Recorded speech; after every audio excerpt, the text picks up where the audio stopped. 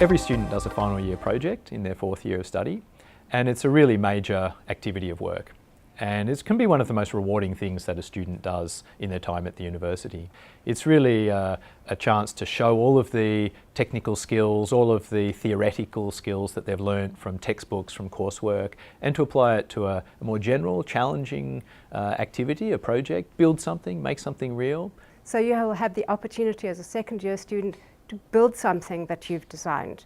So practical skills are to the fore in both mechatronic and mechanical engineering. They get to work with industry mentors, and a lot of them end up with internships at various major industrial places around Sydney. The project that I did at Cochlear in my internship was to do the RF link testing.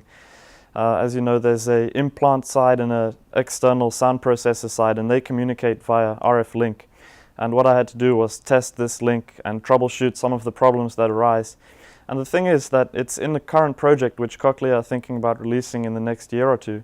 So it's really cutting edge, and I'm working with experts in the field, professionals, and really getting a taste for how an engineer works from day to day. When I came back to doing normal units of study at Macquarie, all the things I learned were so much richer and more colourful, having done practical experience in the workplace. So lots of my friends, they were in the electronic side of the degree, so they would be doing sort of power management and antennas and other electronic systems, and mostly focusing on that, whilst I was part of the mechatronics.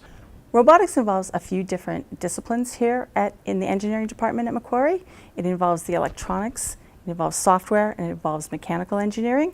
When you put those three together, that forms the mechatronics degree. So for my fourth year thesis project, I was working in the area of microfluidics. So microfluidics is the area of study of fluids through very small channels and devices. I was completing data acquisition for some microfluidic devices which we're aiming to, in the future, be fabricating and producing. So our students are looking at career paths in automation, from manufacturing of the small scale, but also in device development, particularly in the high-tech park that we're situated in. This includes companies that develop commercial devices and medical devices, as well as small-scale manufacturing and tools for research. We were also, for our fourth year mechatronics project, we created a CNC mill. A CNC mill is a computer numeric controlled milling machine. So it basically has a drill bit, well, what you can think of as a drill bit on a gantry which moves up and down a bed, which is where you place a object or material and like a block of foam, and then you CAD up a design and program that into the computer which controls the CNC mill, and then it goes and cuts out that object for you. Many of our projects are led by industry. So the students interact very closely with a practicing engineer on a problem that's important for that company.